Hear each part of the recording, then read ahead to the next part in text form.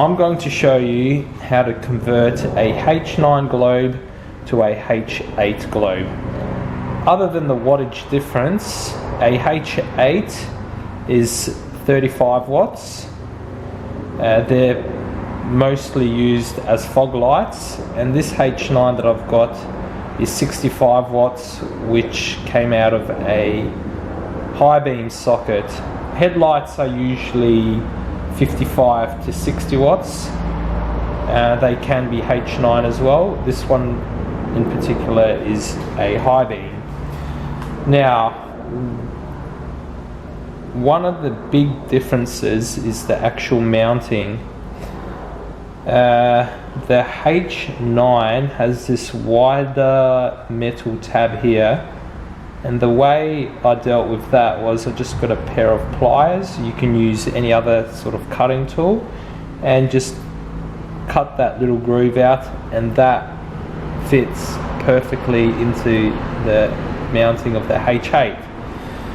And the other difference is where the actual socket goes. As you can see, the H8 has got this sort of longish plastic groove there. And the H9 has a smaller one here, and it's got another one at the top. I've already removed that one with a small chisel, and once that's done, this will be able to plug into the connector. So going back, you need to take off a little bit of this tab, which I was able to get with pliers, and you need to get rid of this plastic tab here to actually fit the socket. As you can see, comparison wise, the filament, this is a 35 watt, this is a 65 watt. It's much bigger, which will give the higher output. Now, I'm not responsible for any laws that will be broken once this is done.